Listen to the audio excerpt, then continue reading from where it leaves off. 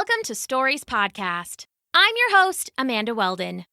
Today's story is called The Castle of the Fly, an adaptation of a Russian fairy tale written for you by Daniel Hines. Thanks. Enjoy the episode. The Castle of the Fly. Once upon a time, a fly named Flinch was sick of living outside.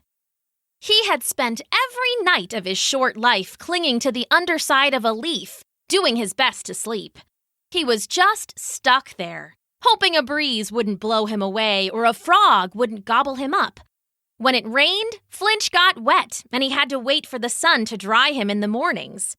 It was an uncomfortable way to live, and the fly was tired of it. Other animals he saw got to live more comfortably. The birds had nests, safely perched way up in the trees.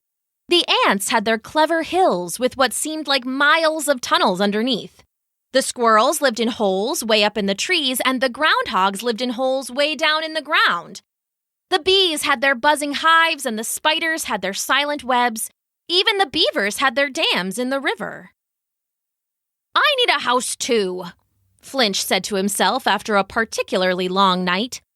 The winds had howled, and the rain had poured, and the frogs had croaked closer and closer, and he hadn't slept a wink. "I need a house for myself, and not just any house. I need something grand, something fit for a king. I need a king house." He paused for a moment, rubbing his little fly legs together. King house wasn't quite right. What did they call the big stone houses kings lived in? "Oh, a castle!" he exclaimed. "I'm going to live in a castle. I just have to build one first." Flinch flew down to a clear and sandy spot in the woods he knew about, well away from the water and the hungry frogs. Human children sometimes came by and built little sandcastles there, so he knew it was a good spot.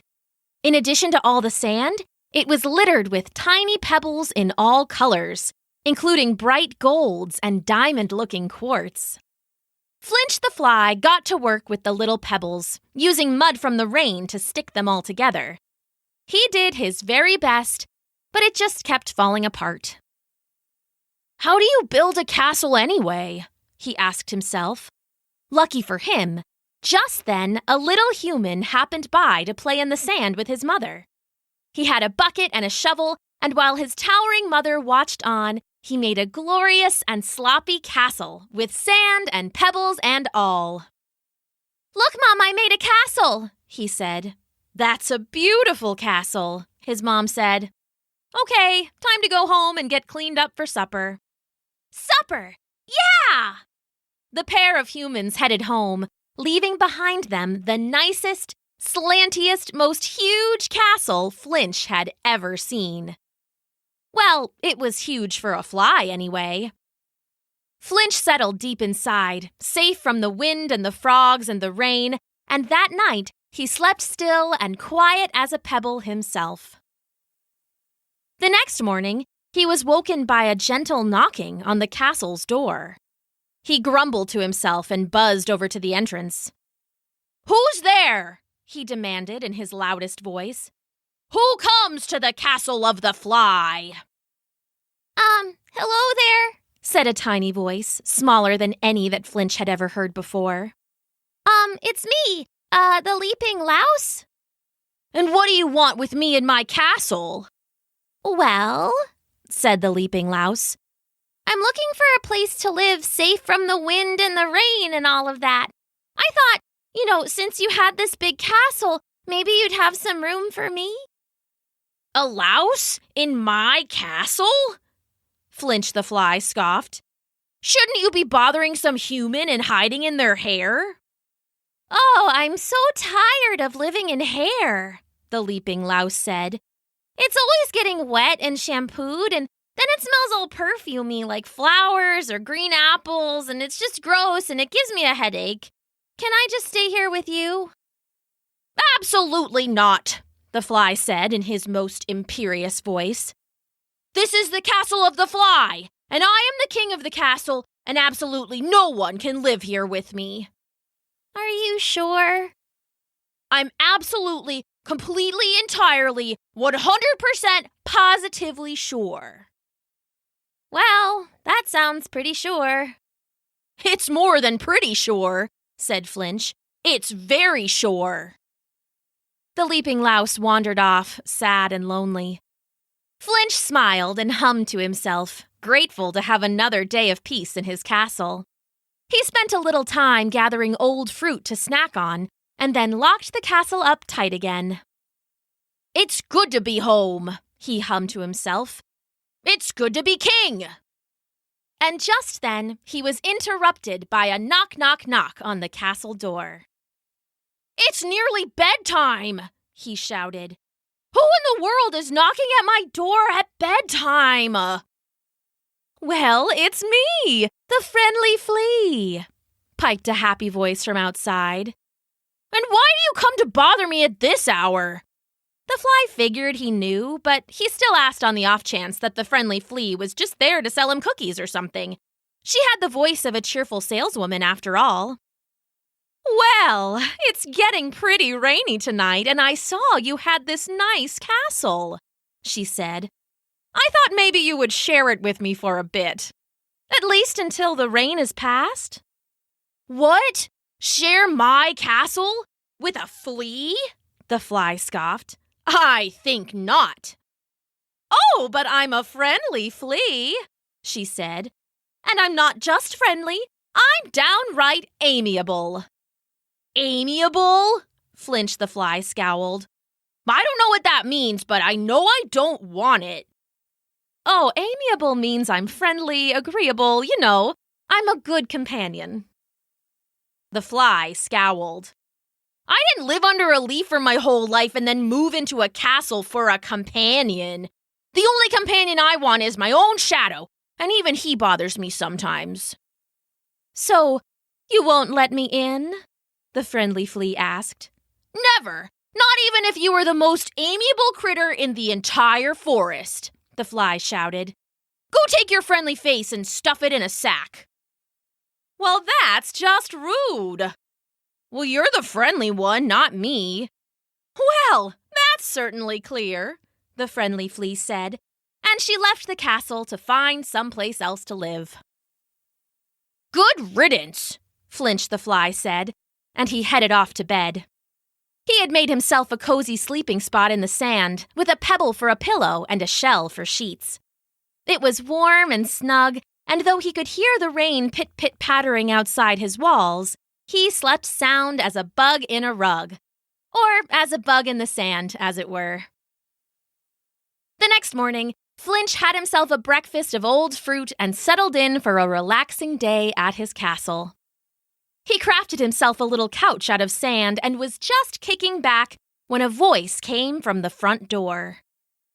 Hello! Hey! It said. Who's in there? Is someone in there? I really want to come in there. Can you let me in, please? This is the castle of the fly, said Flinch loudly. Okay, and who are you? The voice asked. Well, I'm the fly. It's my castle. Oh, well, hello, it's me, the mangy mouse. I'm not really that mangy, but my mom calls me mangy because I don't like to brush my fur. I do hate brushing my fur, but I don't hate the name Mangy Mouse. I think it's kind of cute. Don't you think it's kind of cute? The fly said. Well, since this is your castle, maybe you can let me in. I've been out on my own for a couple days now, and I'm tired of sleeping under logs. Have you ever slept under a log? It's all wet and dirty, and you wouldn't know it from looking at them, but the salamanders snore. It sounds like a moose gargling. Not that I've heard a moose gargling, but it's what I imagine that would sound like. So anyway, can I come in? Absolutely not, Flinch said. You talk too much and I want to be alone. Go find your own castle.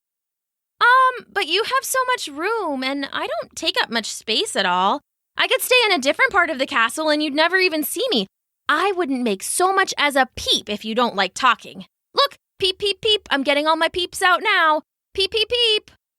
Go away, Flinch the fly yelled. You can't come in. Oh, is it because of the peeps? Because they're all out now. Peep, peep, peep. Look, those were the last ones. Go away! Flinch practically roared, and the mouse skittered back from the door. He could hear her talking to herself as she faded into the distance. So much for a relaxing day, he said to himself, settling back on his couch. Why can't anyone leave me alone? He sighed dramatically and rested his wings. He got a few hours of peace before a deep rumbling voice came at his door. Hup, hup, hup, hello, it said. Is there anybody in here? You can't come in, shouted the fly right away. I don't care who you are. I don't care where you've been or what you like. You're not welcome here, and you can go dig a hole and stick your head in it for all I care. Well, that's pretty rude, the voice outside said. If Flinch the fly hadn't been so obsessed with keeping his castle to himself, he might have realized it was a very large-sounding voice. I don't care, and I don't care about you. Get away from my castle. You can't come in. Outside of the castle stood a burly bear, a friendly, fuzzy brute who had just wanted to compliment the castle. After the rude owner's outburst, though, he had a different idea. With a single swipe of his mighty paw, he sent the castle crashing apart in a million pieces. Flinch the fly flapped for his life and escaped into the air. He turned to yell again, but saw the burly bear and thought better of it. Maybe I have been a little rude, he thought. Maybe having a castle and thinking myself a king was a recipe for disaster. And most of all, maybe I should check who's at the door before I start yelling. His lesson learned, Flinch the fly found a new sandcastle, even bigger than his old one. This time, he let the leaping louse, the friendly flea, and the mangy mouse all move in. And when the bear came to visit, they were always extra polite.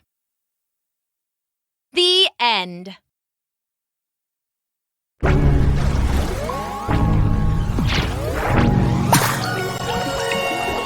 Thanks for listening.